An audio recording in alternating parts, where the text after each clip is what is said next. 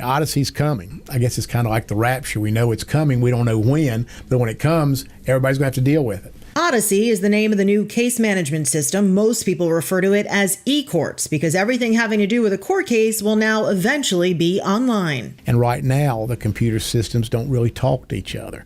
In other words, the clerk's office computer doesn't really communicate with the sheriff's office computer because of the way they're configured. Odyssey should change all that.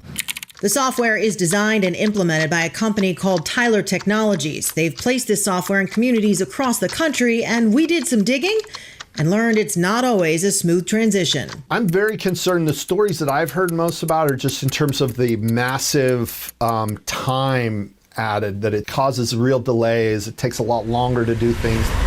One of the first parts of the program that's already in place here in Charlotte is called e-warrants. There were problems launching e-warrants and continue to be problems using it.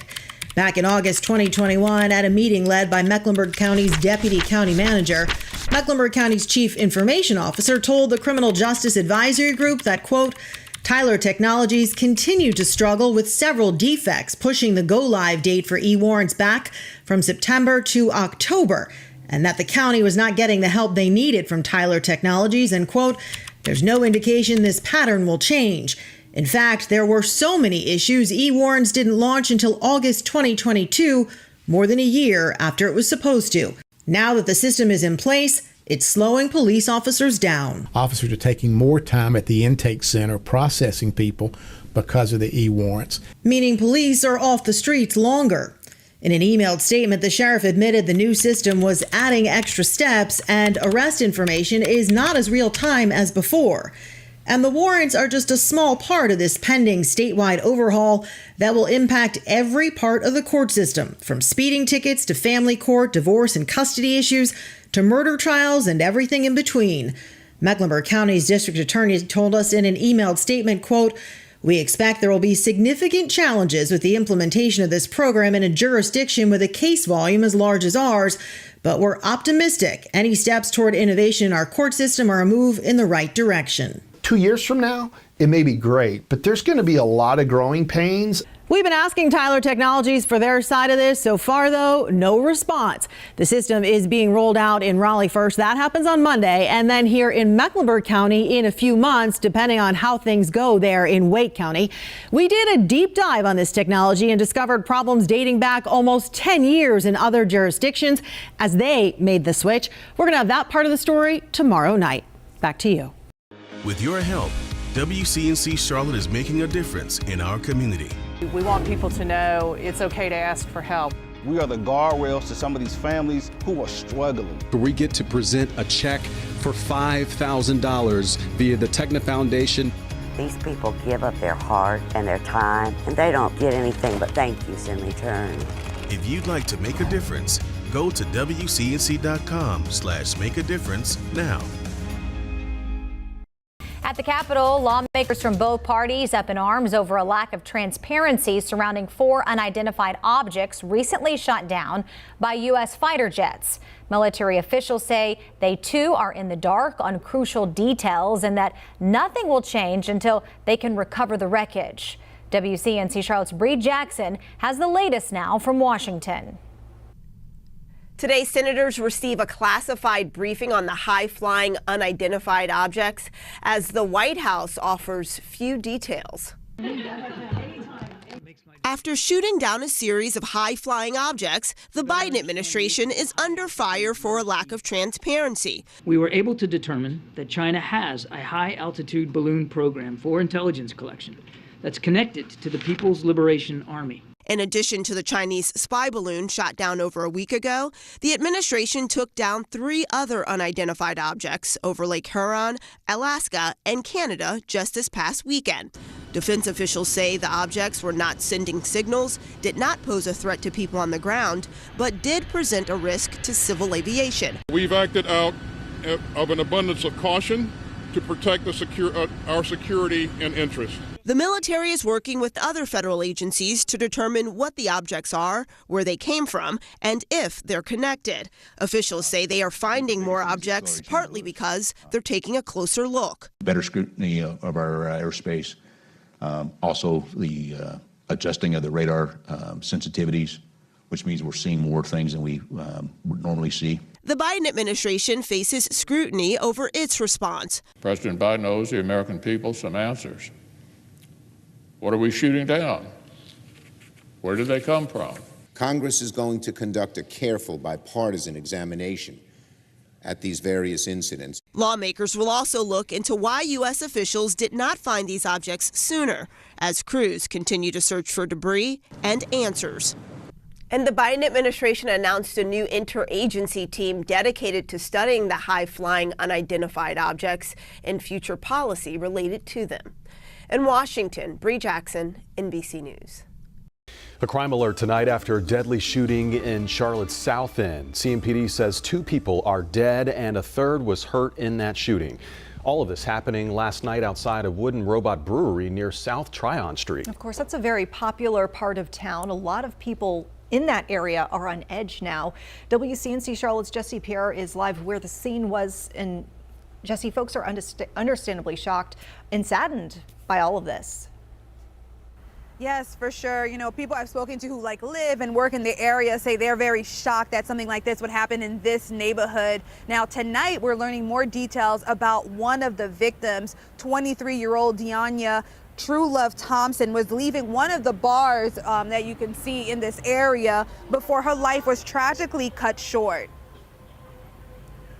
It's always unfortunate when any life is ever lost. CMPD say Deanya True Love Thompson was killed in a shooting late Monday night. It all happened on West Summit Avenue across from Wooden Robot Brewery. CMPD says a person shot into another vehicle, killing Thompson. Another man also died and a third person was hurt and treated at the scene. A guest who was on the patio had seen it, or may not have seen all of it, but had come in shock and in a panic state, saying that somebody had gotten shot. People who live and work in the area say a shooting like this is pretty unusual. Typically, people are just out grabbing some beers with friends and going to dinner, so nothing out of the ordinary like what happened last night. I'm a Charlotte native and don't really hear about stuff like this too much in this neighborhood. But it just goes to show that anything can happen at any moment. Safety is a concern for some. I would just prefer a larger police presence in the area in general. With the city growing and plenty of new businesses moving here, I believe that, we need some sort of response to that. Now, although the investigation is ongoing, police say they are not looking for a suspect. Live in South End, Jesse Pierre, WCNC Charlotte.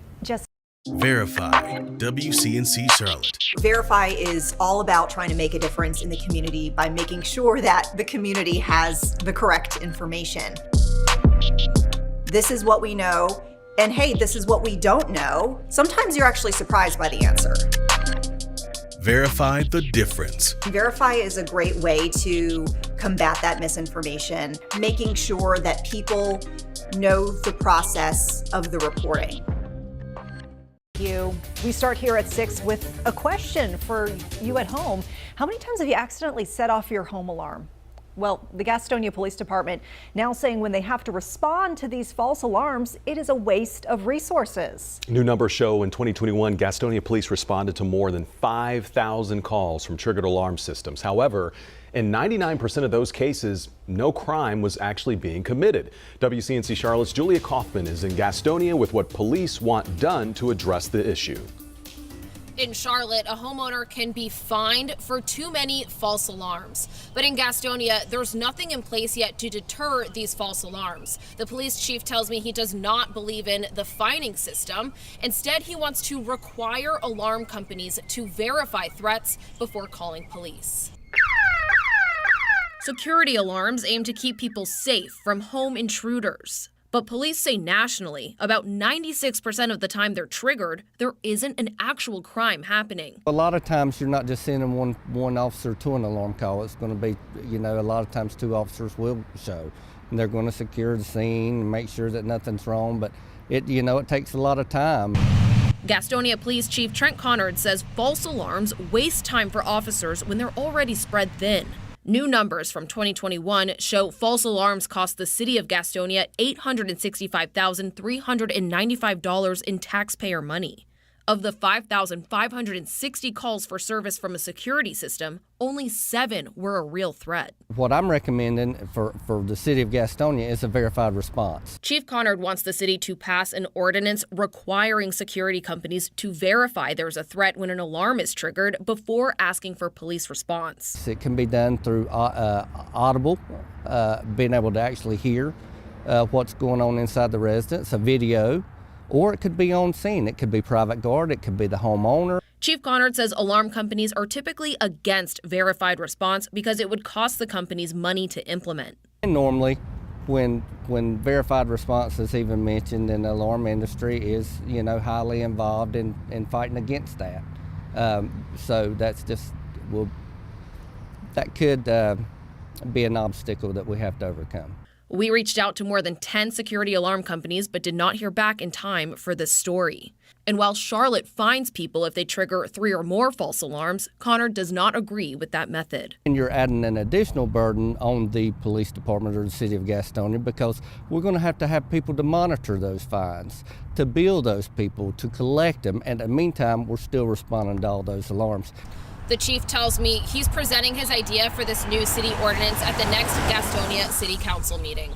Julia Kaufman, WCNC Charlotte.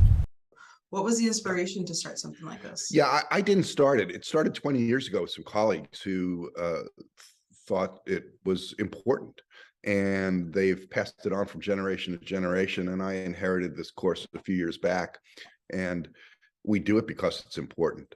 We do it because today is 78 years since the liberation of Auschwitz by the Russians. And in 78 years, that memory is starting to fade.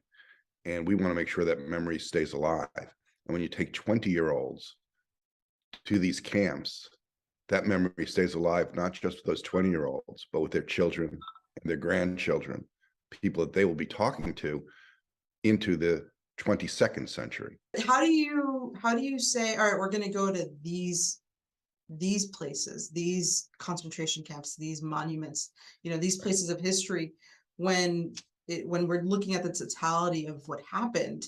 It's many countries, many places that hold great importance and meaning. Absolutely. It's a 3-week course on the road.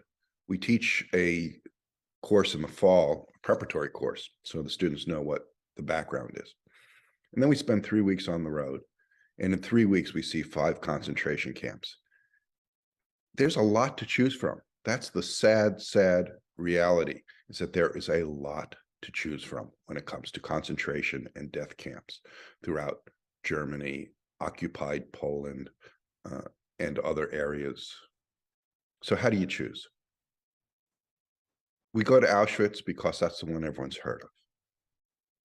But we also go to camps that maybe people haven't heard of, and we change the camps from year to year.